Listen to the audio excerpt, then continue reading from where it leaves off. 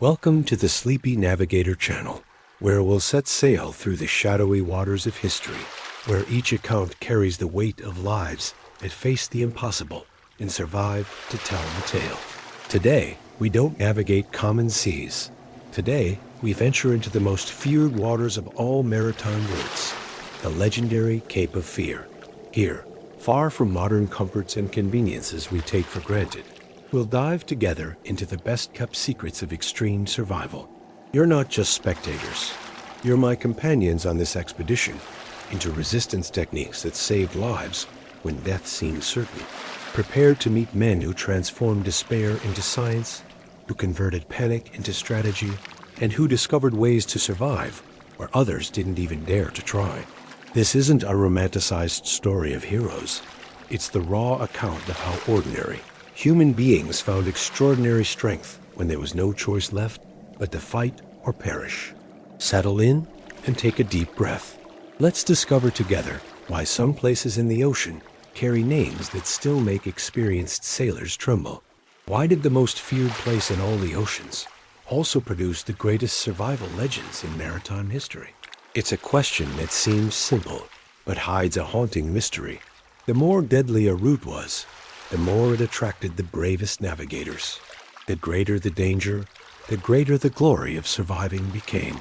As if the Cape of Fear was simultaneously the cemetery and the cradle of humanity's greatest sailors. How can a place simultaneously destroy and create legends? Where are you watching me from? Perhaps in a heated home, or on a cold winter afternoon? Tell me in the comments. Have you ever felt real fear of the sea? It's fascinating to know that our community spreads across lands that were once reached by men who crossed these deadly waters. Some of you carry the DNA of these brave navigators. Others descend from peoples who received them on distant shores, all united by curiosity about the limits of human courage. Relax completely. You're safe, warm, protected. Let the words gently carry you through the centuries to these dangerous waters, knowing you can always return to comfort. As we navigate these waters of memory, remember, our journey is educational and contemplative. Each account has been researched in historical sources, but doesn't replace academic studies. We're here to honor the memory of the brave through their true stories. Ready? Imagine for a moment you're on the deck of a Portuguese carrack in the year 1498. Ahead, the waters churn supernaturally. The wind changes direction without warning. Waves grow to impossible heights. And then you see the sign that navigators of the era left as a warning. Here begin the waters of the Cape of Fear. It wasn't just a dramatic name. It was an advanced death certificate. The Cape of Fear, known by the Portuguese as Cape of Storms, before being diplomatically renamed Cape of Good Hope, was the point where normal navigation laws simply stopped working, where survival techniques tested for centuries became useless, where men discovered they needed to completely reinvent what it meant to be alive at sea. In the next few minutes, I'll reveal survival secrets that were guarded like treasure by generations of navigators. Techniques so extreme that many captains forbade their sailors from documenting them, fearing others would consider their crews practitioners of witchcraft. And I guarantee one thing. After this video, you'll never look at the ocean the same way again. Did you know that at the Cape of Fear, Earth's magnetic field behaves so strangely that compasses spun uncontrollably? That experienced sailors literally lost their sanity trying to understand why their precise navigations suddenly failed completely. Did you know that Vasco da Gama lost 3 entire ships just trying to round this cape? That Bartolomeu Dias, the first European to cross it successfully, swore he saw demons of the deep waters during a storm that lasted 13 consecutive days? These aren't myths or romantic exaggerations. They're documented facts in ship logs that survived the centuries. To understand the true dimension of terror that the Cape of Fear represented, we need to strip our minds of any Hollywood romanticization about heroic navigation. The raw reality was a battlefield where nature had declared total war against humanity and was winning overwhelmingly. The Cape of Fear, originally named by the Portuguese as Cape of Storms before being diplomatically renamed Cape of Good Hope, wasn't just another challenging geographical point. It was the place where known navigation laws simply ceased to function. Located at the southern tip of Africa, this promontory represented the deadly convergence of three oceans: Atlantic, Indian, and Antarctic. This convergence created a meteorological hell that defied any logic known to navigators of the time. Imagine for a moment you're experienced sailors who've crossed the Atlantic dozens of times. You know every type of storm, every wind pattern, every sign the sky offers before a tempest. But when you approach the Cape of Fear, you discover that all this experience is useless. The stars seem to be in wrong positions. The sun rises where it shouldn't, and compasses spin uncontrollably, as if possessed. It wasn't superstition. It was brutal physics that navigators couldn't comprehend. Earth's magnetic field behaved chaotically in this region, creating anomalies that made navigation instruments fail completely. Winds that blew from the north in the morning changed to south in the afternoon, without any logical pattern. Maritime currents were even more treacherous. 3 different oceanic systems collided, creating giant whirlpools that could suck an entire carrack to the depths in minutes. But the real terror was the waves. At the Cape of Fear, waves didn't follow normal patterns. They grew vertically, like liquid walls 20 meters high that appeared from nowhere and disappeared without warning. Bartolomeu Dias, the first European to cross successfully, documented waves that rose like walking mountains, a description that seemed fantasy until later navigators confirmed the phenomenon. Storms at the Cape of Fear lasted entire weeks. They weren't violent gusts that passed in a few hours, like in other regions. They were stable weather systems that trapped vessels for 20, 30, sometimes 40 consecutive days of winds above 100 kilometers per hour, horizontal rain that cut like razors, and waves that never stopped growing. Vasco da Gama lost 3 entire ships just trying to round this cape, not due to poor navigation or lack of experience, but because the environment itself refused to allow safe passage. The cold was different from any cold known to Mediterranean or Atlantic navigators. It was a humid, constant cold that penetrated through any protection available at the time. Temperatures dropped to levels that literally froze sailors' breath, creating ice crystals that accumulated in lungs and caused fulminant pneumonia. But the most terrifying aspect was the total unpredictability. Experienced navigators report that they could be in relatively calm waters in the morning and, without any meteorological warning, find themselves in the middle of an apocalyptic storm by afternoon. There were no preceding signs, no logic, no way to prepare. It was as if the ocean itself had a malicious personality that decided, by whim, when to be benevolent or murderous. Ferdinand Magellan, before his attempt to circumnavigate the world, spent 47 days trying to cross the Cape of Fear. 47 days of continuous storms that killed 23 men from his crew before they could even pass. His journals describe waters that boil without fire and winds that blow from all sides at once, accounts that seemed like ravings until they were confirmed by dozens of other navigators. The mortality rate at the Cape of Fear was statistically impossible. Of the 127 documented expeditions that attempted passage between 1480 and 1520, only 34 managed to cross without significant human losses. This represents a failure rate of 73% numbers that would make any modern commander immediately cancel any operation. More than 3,000 sailors disappeared in these waters in less than 4 decades. They didn't die in glorious combat or defending flags. They died of cold, hunger, exhaustion, and pure terror while simply trying to navigate from one point to another on the planet. The geographical isolation made everything even more desperate. When something went wrong at the Cape of Fear, and it always did, there was nowhere to run, no safe ports, no possible rescue. The nearest solid land was hundreds of kilometers away, through even more dangerous waters. It was like being trapped in a giant oceanic trap. Survivors developed their own language to describe horrors that had no name. They spoke of the whisper of deep waters, a sound the waves made before growing to deadly heights, of the wind that burns without fire, gusts so cold they cause instant burns on exposed skin, and of nights that never end, storms so dense they completely blocked the sun for entire days. Even crueler was the psychological dimension of terror. Men who had faced wars, pirates, and Atlantic storms discovered that nothing had prepared them for the feeling of total helplessness that the Cape of Fear imposed.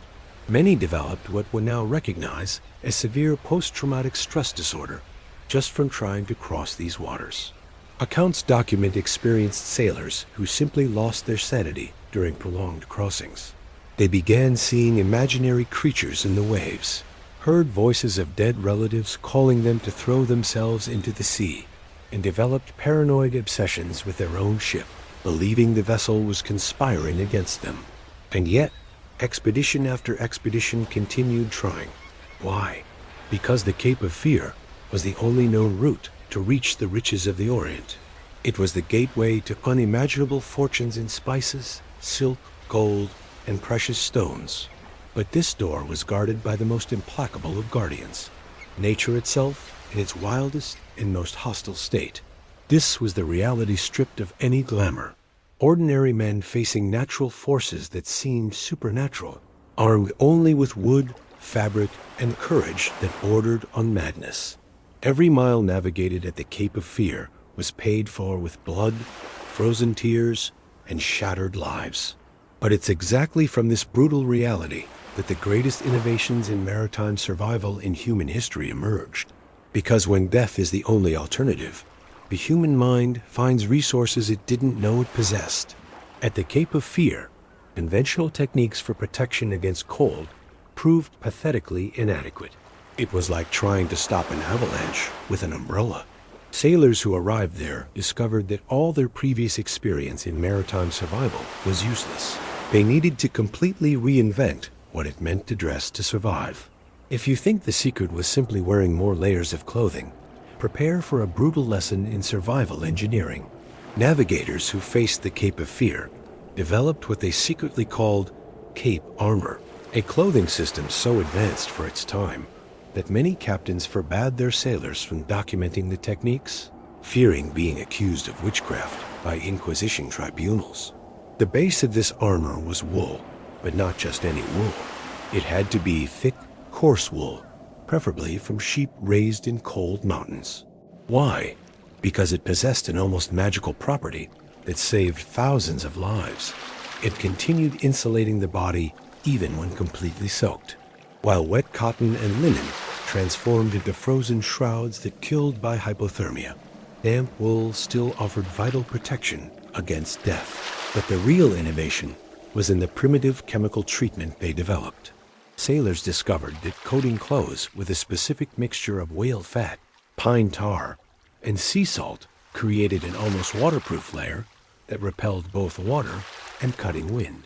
It wasn't just smearing fat on clothes. It was a precise formula developed through hundreds of deaths by trial and error. The exact proportion was guarded as a military secret. 3 parts whale fat, 1 part tar, half part coarse salt. They heated the mixture until liquid and dipped entire clothes in this solution. The result? Garments that looked like black leather armor, flexible but impenetrable, that could keep a man alive in conditions that would kill anyone else. The price? The smell was unbearable. Clothes treated this way exuded an odor that mixed rotten fish, burnt tar, and rancid sweat. They attracted flies from kilometers away, and over time developed a greenish mold crust that needed weekly scraping. But when the choice was between smelling like a whale cemetery or freezing to death, the decision was obvious. Extremities required even more desperate techniques. For hands, they developed what they called 3-world gloves, a layered protection system that combined knowledge from 3 continents. The first layer was made of Chinese silk, when they could get it, which maintained finger dexterity. The second, of thick European wool, treated with fat. The third, of seal leather cured by Inuit methods, which they'd learned from Arctic explorers. The result were gloves so thick that sailors looked like they had bare claws, but which could keep hands functional in temperatures that would make normal fingers break like dry twigs. Feet were even more challenging. At the Cape of Fear, conventional boots became death traps. Leather hardened like stone, cracks allowed freezing water entry, and metal buckles froze instantly to skin, causing frostbite burns. So they invented ghost boots, footwear that looked like something from a nightmare, but saved lives. They were made of multiple layers of waxed fabric, stuffed with Arctic animal fur, and sealed with a paste made of beeswax, seal oil, and burnt wood ash. They weren't pretty, they weren't comfortable, but they kept feet alive. The head received special treatment because sailors knew empirically what modern science confirmed. We lose up to 40% of body heat through the head and neck. So they developed survival helmets, elaborate structures that covered not just the head, but part of the torso. They were made of multiple layers of wool, lined with seal fur, and covered externally with waxed fabric, treated with the same mixture used on clothes. They had strategic openings for eyes and mouth, but the rest of the face stayed completely protected. Sailors wearing these helmets looked like supernatural creatures, but could work on deck during storms that would kill unprotected men in minutes. But the most impressive technique was the underwater emergency clothing system. Cape of Fear navigators knew that shipwreck was always a real possibility. So they developed aquatic survival equipment using technology available at the time. They sewed inflated animal bladders inside special coats, creating natural floaters. They sealed clothes with wax to make them waterproof. Some even carried small airbags made from whale intestines, which functioned as primitive underwater breathing equipment. Secret documents speak of sailors who survived up to 6 hours in the frozen ocean using this improvised equipment, enough time to be rescued by other fleet vessels. Maintaining these clothes functional was a science in itself. Daily maintenance included scraping accumulated mold, reapplying waterproofing mixtures, mending tiers with specific techniques that maintained sealing, and drying clothes using methods that wouldn't damage chemical treatments. The most experienced sailors even developed tricks to read their clothes. They could determine by texture, smell, or fabric flexibility when a piece was losing effectiveness and needed retreating or replacement. During the most violent storms, when deck work was inevitable, they used a system they called life ropes. They tied themselves to each other with special wax-treated ropes, so that if someone was dragged by the storm, companions could pull him back. Clothes were designed with specific rings and hooks for this collective safety system. The most impressive aspect wasn't the individual techniques, but how everything functioned as an integrated system. Each element, from base layers to head accessories, was developed to work in harmony with the others. It was survival engineering, elevated to the level of art. And it worked. Sailors using these protection systems could work effectively on deck during storms that lasted weeks, survive shipwrecks in frozen waters, and return home after months navigating in the planet's most hostile conditions. This was the difference between expeditions that disappeared without trace and those that returned with extraordinary stories to tell. It wasn't courage or luck, but meticulous preparation and technological innovation applied to extreme survival. Each piece of this cape armor represented knowledge paid for with blood, lessons learned through the death of hundreds of sailors, refined by generations of navigators, and perfected until they became the difference between seeing the next dawn or not. At the Cape of Fear, all known heating techniques became pathetically inadequate. It was like trying to extinguish a fire with a teaspoon. Sailors who arrived there discovered a terrifying truth. Normal maritime survival rules simply didn't apply in these cursed waters. If you think the problem was just not having modern heaters, you're completely wrong. The real challenge was that having any kind of fire aboard at the Cape of Fear was equivalent to signing a collective death sentence. Storms were so violent that 150 kilometers per hour winds could spread flames throughout the ship in seconds. A single lost spark meant the entire crew would die, burned in the middle of the frozen ocean. So Cape of Fear navigators were forced to completely reinvent the concept of heating. They developed what they secretly called phantom furnaces, heating systems that worked without visible fire. The most revolutionary technique was the sleeping stones. During rare moments of calm, they heated large stones in tiny stoves until incandescent. Then they wrapped these stones in multiple layers of waxed fabric and distributed them among the crew as portable heaters. A single properly heated stone could keep a man alive for 8 hours of extreme cold. Sailors carried these stones against their chests, passed them among companions during night watches, and even slept embracing them. It was like having small personal suns that radiated life amid the frozen chaos. But the real genius was in the collective breathing chambers. During the most deadly storms, when staying on deck meant certain death, groups of 6 to 8 sailors locked themselves in tiny compartments, sometimes spaces so small they barely fit sitting. There, they developed a coordinated breathing technique that seemed more like witchcraft than science. They breathed in perfect synchrony, exhaling hot vapor in specific temporal sequence. The result? They could raise the internal temperature of these human cocoons by up to 20 degrees Celsius, creating tropical microclimates in the middle of Arctic hell. Secret documents speak of sailors who survived 72 consecutive hours using this technique, when external temperature was minus 15 degrees Celsius. It was claustrophobic, stinking, and psychologically tormenting, but it worked. Alcohol at the Cape of Fear was treated as controlled medicine, not entertainment. Navigators discovered that different types of drink had specific effects on cold resistance. Rum mixed with ground ginger created a warming sensation that lasted hours. Wine heated with cloves stimulated circulation in extremities. Pure aguardiente was reserved for extreme emergencies. One dose could revive a man on the verge of death from hypothermia. But they had rigid protocols. No one could drink more than 2 doses per day. Drinks were heated in metal spoons over hot stones. And there were always sober sailors supervising to prevent anyone from dying of false warming. When alcohol made a person feel warm while the body froze, the most impressive technique was human radiators. Sailors more resistant to cold were designated as heat carriers. They stayed close to heated stones until absorbing maximum possible temperature, then circulated among weaker companions, transmitting body heat through systematic hugs and controlled physical contact. It was primitive thermal medicine, but saved hundreds of lives. They also developed heat pumps using coordinated movement. During the most lethal nights, they organized collective physical exercises in closed spaces. These weren't random exercises. They were specific movements that generated maximum heat with minimum sweat. Slow, controlled push-ups, rhythmic squats, arm rotations in calculated patterns.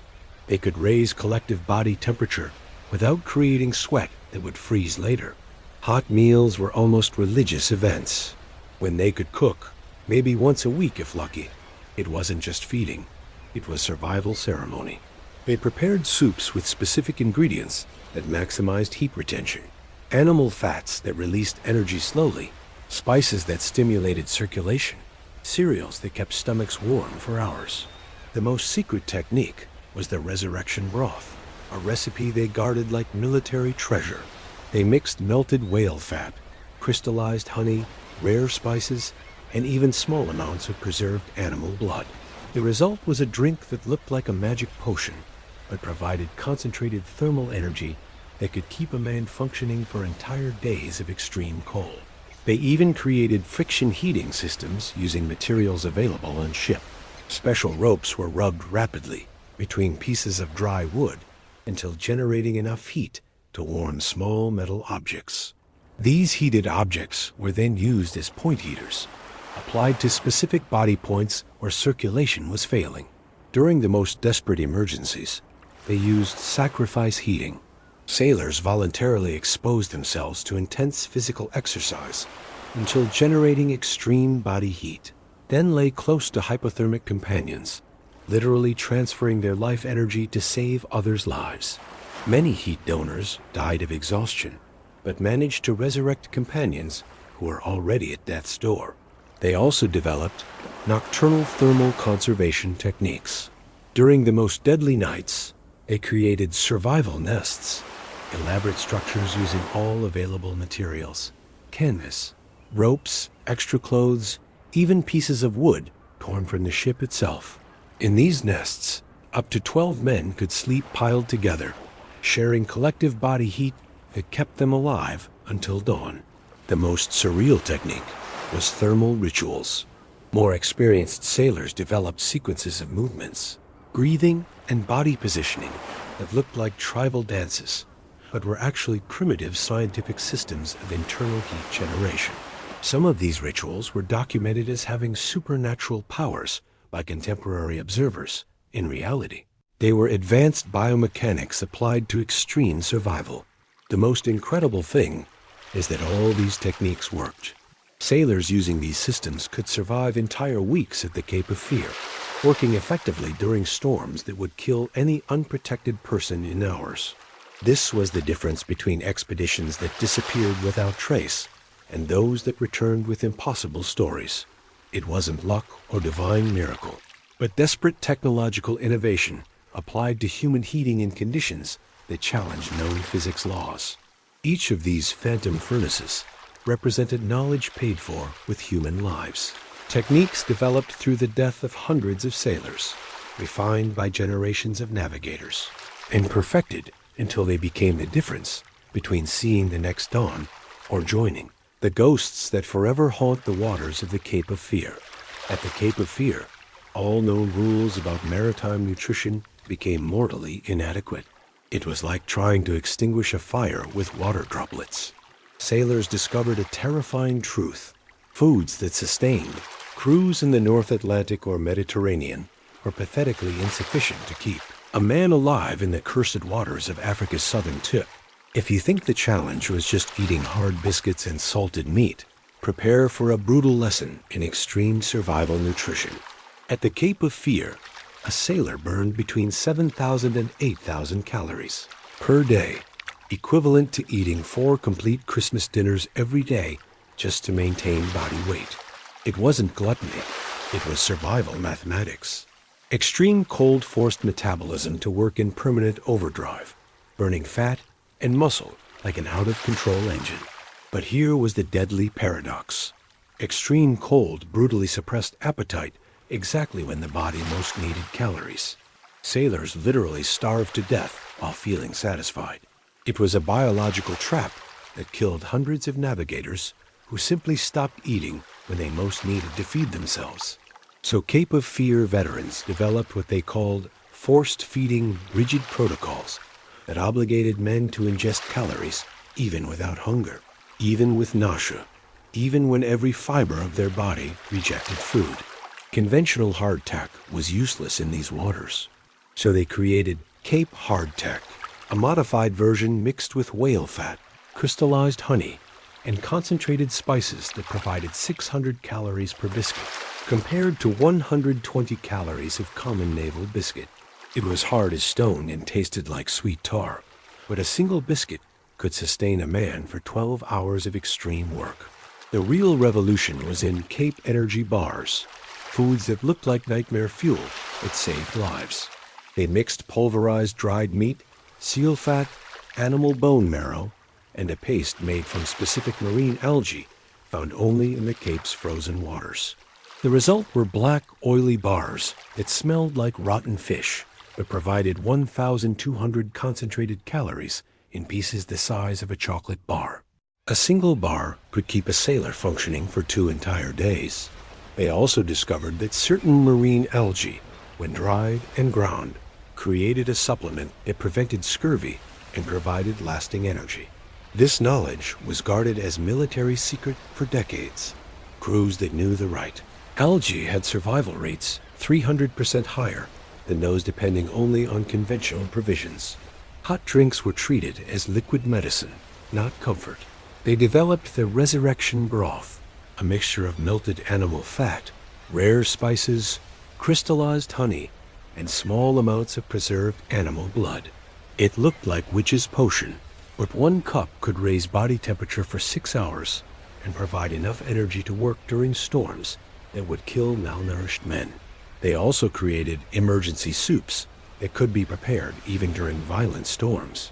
Using heated stones instead of direct fire, they could cook concentrated broths mixing filtered seawater, pieces of preserved meat, animal fats, and a secret combination of spices that accelerated digestion and maximized nutrient absorption. The most impressive technique was resurrection foods, specific preparations to revive sailors on the verge of death from hypothermia. When they found an unconscious companion from cold, they had specific feeding protocols. First, drops of aguardiente mixed with honey were applied to lips to stimulate circulation. Then small amounts of warm broth were forced down the throat to raise internal temperature.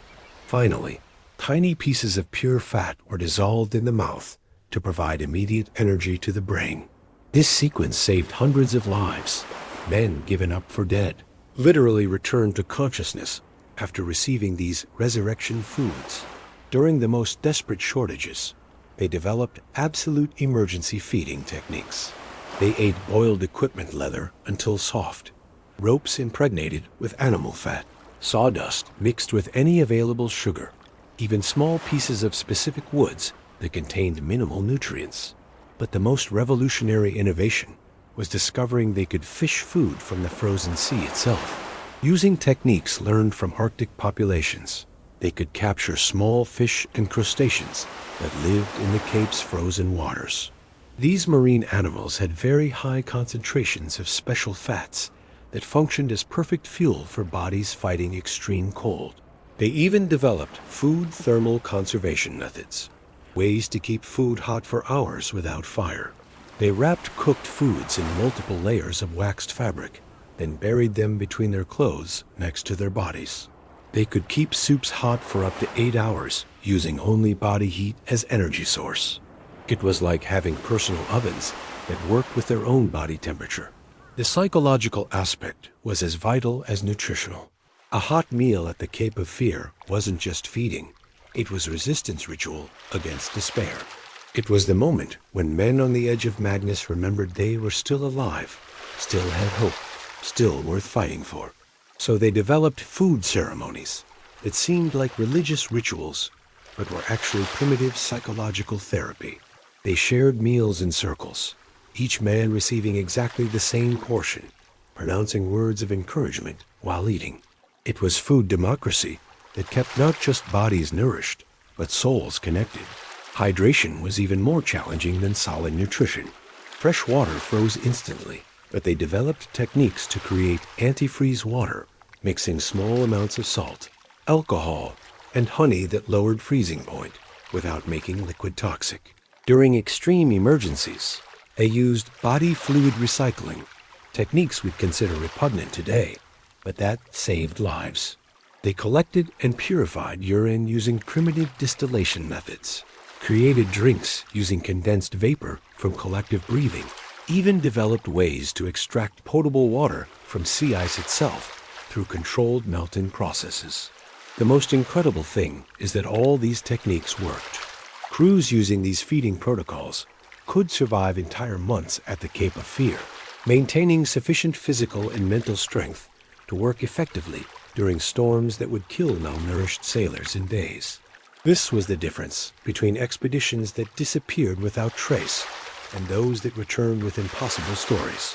It wasn't luck or divine intervention, but desperate nutritional science applied to survival in conditions that challenged known limits of human resistance. Each of these survival recipes represented knowledge paid for with hunger, thirst, and death. Formulas developed through suffering of thousands of sailors, refined by generations of navigators, and perfected until they became the difference between seeing the next dawn or joining the ghosts that eternally navigate the cursed waters of the Cape of Fear. We now arrive at the darkest and most devastating part of this story. At the Cape of Fear, death wasn't a distant possibility. It was a constant companion that worked with the efficiency of a professional butcher. And unlike the glorious battlefield sung in epic verses, Here men died in ways that would make veteran warriors cry like children. If you think you know horror because you've watched terror movies, prepare for a reality that would make Hollywood screenwriters vomit in despair. Hypothermia at the Cape of Fear was an assassin with sadistic personality. It didn't kill quickly like a sword or bullet.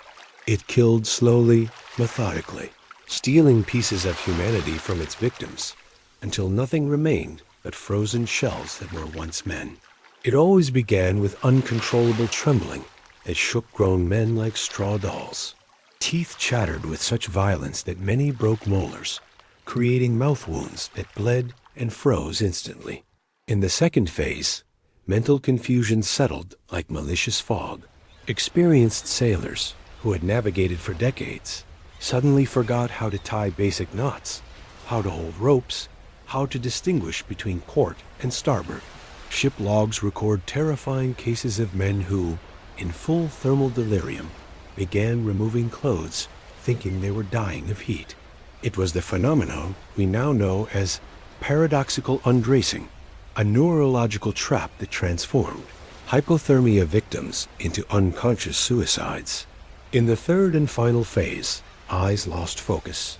Skin acquired a blue-grayish coloration that looked like paint spread over marble, and the body simply shut down like a machine without fuel.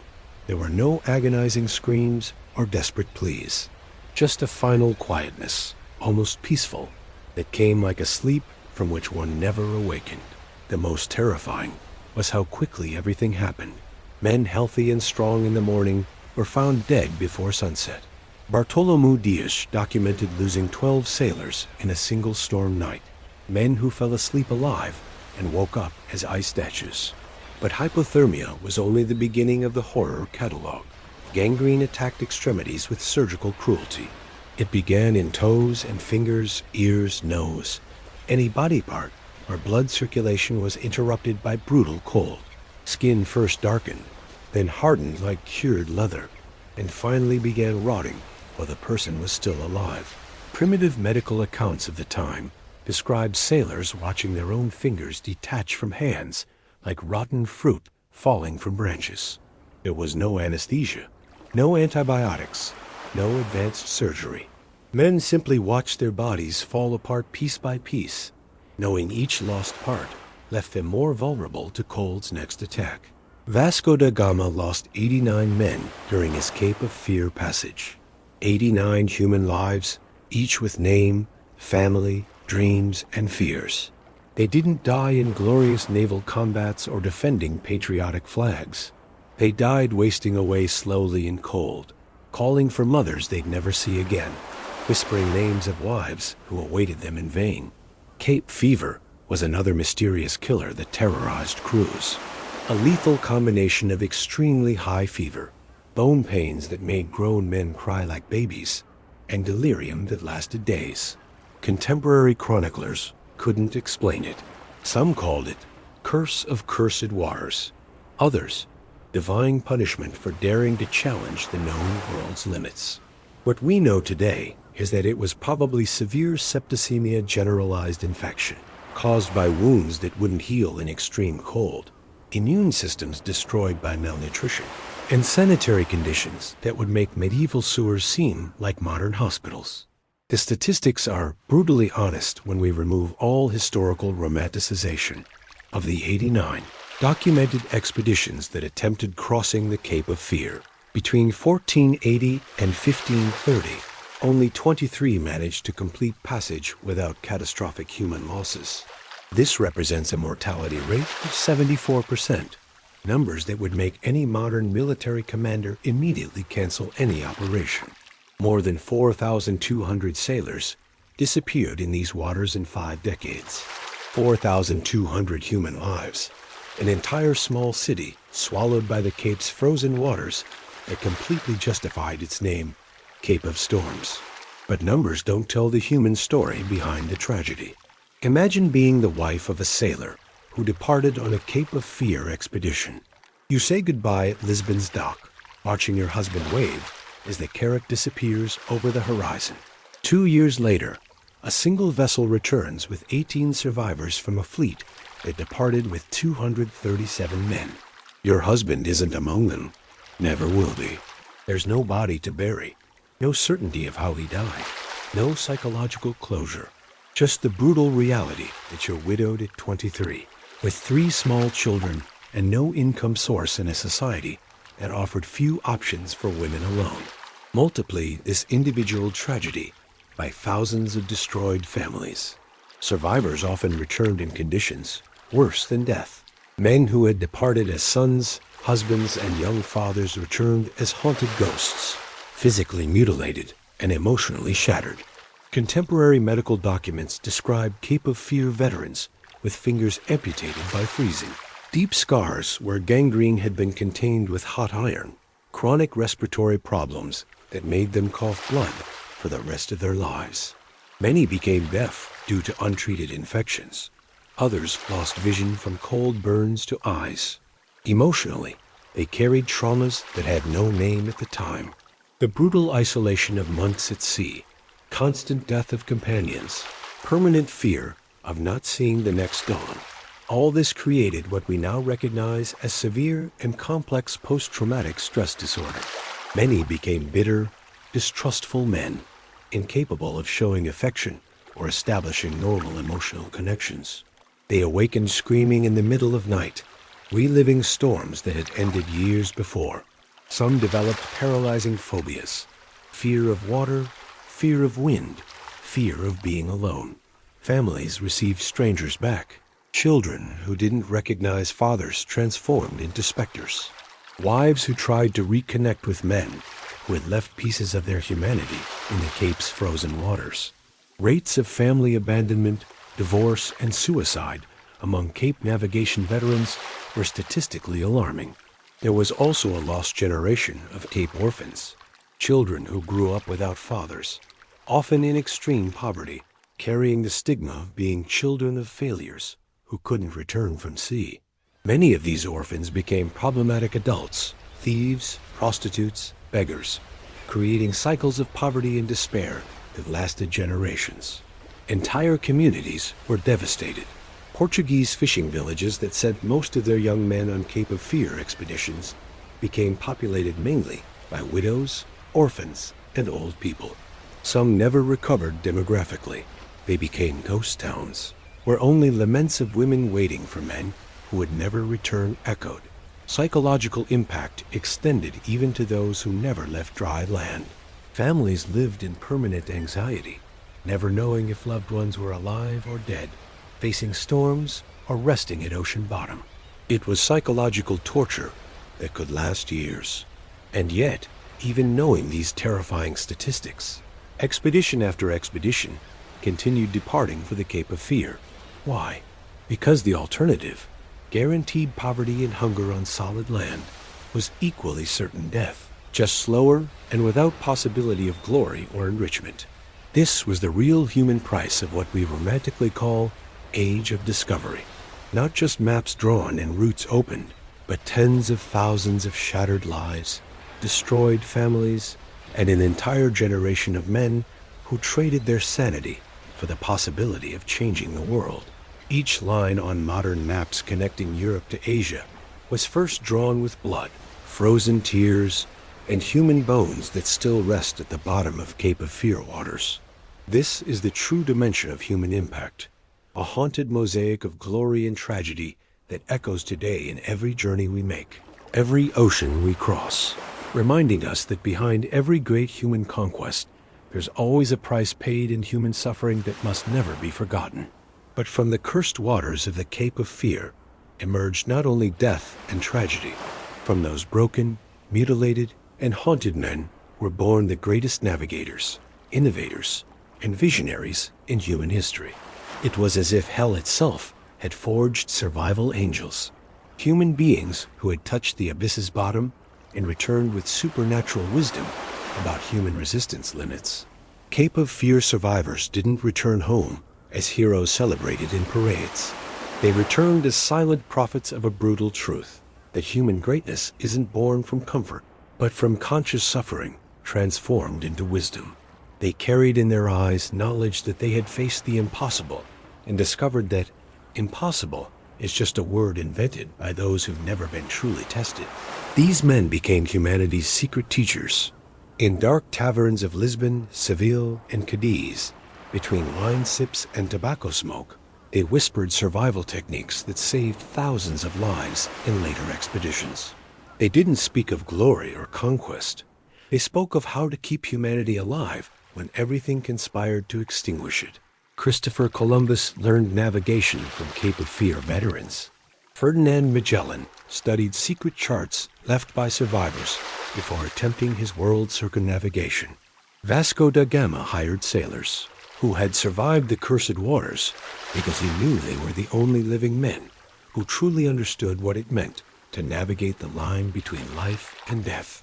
Survival techniques developed at the Cape of Fear spread through all maritime routes worldwide. Three-world clothing, stone heaters, collective breathing chambers, resurrection foods, all these innovations that seemed like witchcraft saved tens of thousands of lives in following decades. More important than their techniques was their mentality. Cape of Fear survivors proved something that forever changed human perception of our own limits, that no definitive boundaries exist for what we can endure when we have a purpose greater than ourselves. They demonstrated that true courage isn't absence of fear. It's conscious decision to continue functioning when fear should paralyze you. That genuine strength doesn't come from muscles, but from absolute refusal to accept defeat while there's a breath of life in your chest. Values they developed in the Cape's frozen waters transformed maritime culture forever. Unconditional brotherhood among sailors, honor code that obligated men to share last piece of bread with weaker companions. Revolutionary idea that collective survival was more important than individual glory. All this was born from brutal understanding that, alone, any man dies, but united, they could challenge even gods. These men created history's first extreme leadership school. Captains who had survived the Cape of Fear were disputed by all naval powers because they knew something no military academy taught. How to keep men functioning when logic says they should give up. How to find hope when all evidence points to despair. How to transform a crew of terrified individuals into a family willing to die for each other. The deepest legacy wasn't in ships they built or routes they mapped. It was in fundamental transformation they operated on human soul. They proved our species doesn't need to accept limits imposed by external circumstances, that we can literally rewrite survival rules through determination, creativity, and solidarity. Do you want to know what was the true treasure they brought from the Cape of Fear? It wasn't gold, silver, or spices. It was living proof that ordinary human beings can perform feats that seemed reserved for gods when they decide some dreams are worth more than life itself. Each technique they developed, each innovation they created, each life they saved was a declaration of war against the idea that unsolvable problems exist. It was categorical affirmation that human ingenuity, when pressed by extreme necessity, can find solutions to any challenge nature or destiny might present. And this lesson spread far beyond oceans. Arctic explorers used Cape of Fear techniques to survive at North Pole. Mountaineers adapted their strategies to conquer impossible peaks. Even modern astronauts apply survival principles first discovered in Africa's southern frozen waters. But the most extraordinary legacy is psychological. Cape of Fear survivors created a new category of human being, people who knew, with scientific certainty, that truly desperate situations don't exist, only situations that haven't yet found the right solution. They taught us that difference between heroes and victims isn't in physical strength, superior intelligence, or luck. It's in the simple, stubborn refusal to accept that the story has ended. It's in the irrational faith that there's always a next move, always a possibility that hasn't been explored yet, always a way to transform disaster into triumph. Today, when we face our own Cape of Fear, whether professional, personal, family, or existential, we carry the DNA of these anonymous sailors. We carry the genetic heritage of men who looked at the impossible and responded. Let's see about that. Every time someone refuses to give up facing a devastating medical diagnosis, they're honoring the Cape of Fear survivors. Every time an entrepreneur keeps fighting when all investors say their idea is impossible, they're applying lessons learned in the frozen waters of the 16th century. Every time parents fight against all odds to save a child, they're using survival strategies first developed by desperate sailors in an ocean that wanted to kill them. The Cape of Fear wasn't a geographical place. It was a state of mind. That moment when life puts you against the wall and gives you two options: give up or discover reserves of strength you didn't know you possessed. The men who survived those waters proved that the second option always exists, even when it seems impossible. And that's the final lesson, the ultimate truth they bequeathed us. No matter how desperate the situation, no matter how frozen the waters you need to navigate, no matter how many storms are forming on the horizon you carry within yourself, the heritage of men who faced the worst this world can offer and found a way not just to survive, but to transform that survival into fuel for changes that still echo 5 centuries later. The Cape of Fear survivors didn't leave us just maps and trade routes. They left us something infinitely more valuable: the absolute certainty that no definitive limits exist for what humanity can achieve when it decides that defeat simply isn't an acceptable option. This is the heritage we carry, the flame that never dies, the eternal whisper of waters that once wanted to destroy us, but ended up teaching us that we're much stronger than we ever dared imagine. Why did the Cape of Fear create so many survival legends? Because only at absolute extremes do we discover what we're truly capable of. Fear wasn't the enemy. It was the most effective teacher humanity ever had. The real question was never about geography or statistics. It was about transformation. How places that should destroy us end up making us stronger than we ever imagined possible. Perhaps the Cape of Fear was never a physical place, but a state of mind. That moment when we decide to face the impossible. Because giving up would mean betraying everything we're worth fighting for. If these stories of the true warriors of the sea touched you, share in the comments which technique impressed you most. Every anonymous navigator who faced these waters deserves to be remembered. But the darkest secrets still sleep in the depths.